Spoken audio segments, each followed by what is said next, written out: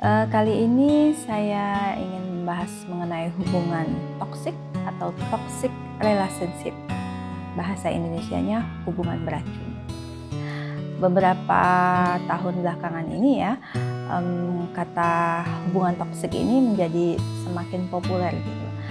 Walaupun istilahnya baru, tapi bentuk hubungan ini adalah bentuk hubungan yang sebenarnya sudah cukup familiar kita lihat di kehidupan sehari-hari.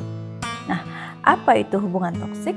Ya, hubungan toksik itu adalah hubungan yang ditandai dengan adanya perilaku beracun, ya, yang bersifat merusak fisik atau emosional bagi satu orang, bisa juga bagi pasangannya, gitu ya. Hubungan toksik ini dapat terjadi di berbagai level, di berbagai hubungan gitu ya. Maksudnya bisa saja terjadi di hubungan antara pasangan, entah itu yang sudah menikah atau sudah menikah ya, hubungan asmara tadi maksudnya. Bisa saja terjadi antara orang tua dan anak dalam keluarga ya, antara mertua dengan menantu. Dan yang keempat, bisa saja terjadi di lingkungan kerja. Tentunya biasanya antara atasan dan bawahan. Nah, berikut adalah tanda-tanda atau ciri-ciri siapa tahu kamu sedang berada di dalam hubungan toksik. Ciri yang pertama, di dalam satu hubungan sering terjadi kekerasan. Kekerasan di sini tidak harus kekerasan fisik ya. Jadi bisa saja terjadi kekerasan fisik, psikis, ya, atau kekerasan verbal. Kekerasan verbal itu maksudnya ada satu pihak yang sering mengucapkan kata-kata yang kasar, yang menyinggung perasaan pasangannya. Atau bisa saja seorang orang tua yang sering sekali menganggap anaknya itu selalu salah. Tidak pernah menghargai prestasi yang dapat dilakukan oleh anaknya, selalu membandingkan anaknya dengan anak orang lain. Itu kekerasan verbal, gitu ya. Kemudian yang kedua, adanya dominasi dalam hubungan. Ya, dominasi di sini maksudnya, misalnya katakanlah istri atau pasangannya atau pacarnya tidak memiliki kebebasan. Ya, apa-apa diatur, segala sesuatunya harus selalu, bahkan hal yang sepele harus diketahui oleh pasangannya, harus mendapatkan izin dari pasangannya, walaupun itu untuk hal-hal yang sepele. Jadi pasangan itu merasa terkekang gitu ya. Kemudian yang ketiga, cemburuan. Di video sebelumnya saya sudah membahas tentang cemburu gitu ya.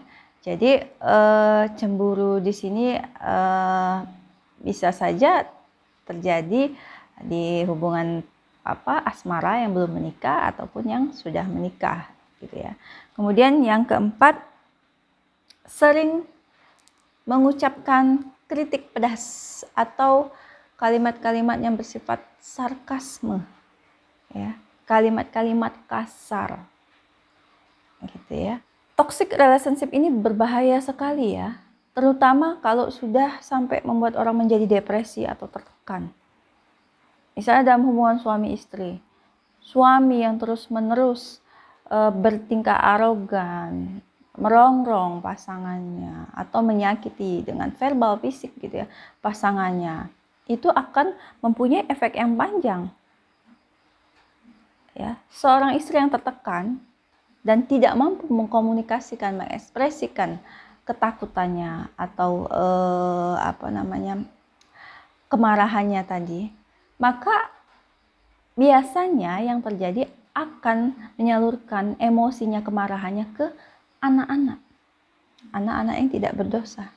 Banyak sekali kasus-kasus kekerasan yang dilakukan oleh seorang ibu kepada anaknya, bahkan anak kandungnya sendiri, itu dikarenakan komunikasi yang buruk atau bad habit yang terjadi dalam keluarga itu. Perilaku-perilaku buruk, kekerasan yang terjadi setiap hari yang berimbas kepada anak. Dan itu adalah situasi yang sudah mengarah kepada hal-hal yang kriminal. Kerusakan besar dapat terjadi dari situ. Sebenarnya kita dapat selalu mencari solusi dari situasi itu. Yakinlah bahwa setiap permasalahan itu ada solusi. Hanya kadang kita memang perlu untuk menjadi berani. Ya, seorang psikolog yang mengamati atau menangani kasus-kasus kekerasan dalam rumah tangga yang seperti ini menyarankan tidak peduli seberapa menyesal pasangan kamu, baik ini masih pacaran ataupun sudah menikah, kalau dia sudah mulai melakukan kekerasan fisik, maka kamu harus meninggalkannya. Tidak perlu ragu-ragu meninggalkannya. Apalagi kalau sudah mengancam bunuh diri. Ingat, kehidupan dia bukan tanggung jawabmu. Ya. Tanggung jawabmu adalah kebahagiaan dirimu sendiri. Bagaimana mungkin kamu dapat membangun hubungan atau keluarga yang baik kalau kamu sendiri selalu tertekan? Ingat ya, hubungan ini bisa terjadi di level manapun. Selalu perhatikan, selalu lihat kondisi hatimu, apakah kamu bahagia atau tidak. Karena sumber kebahagiaan itu tidak berada di luar diri, tapi di dalam diri kita sendiri.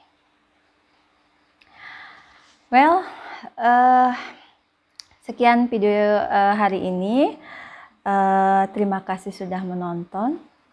Saya harap video kali ini dapat bermanfaat bagi kita semua. Kalau kamu suka, kamu tinggalkan tekan like dan share, bagikan bagi yang membutuhkan. Kalau kamu ingin menyaksikan konten-konten berikutnya, kamu silahkan tekan tombol subscribe, aktifkan notifikasi. Terima kasih sudah menonton. Salam damai, salam hening.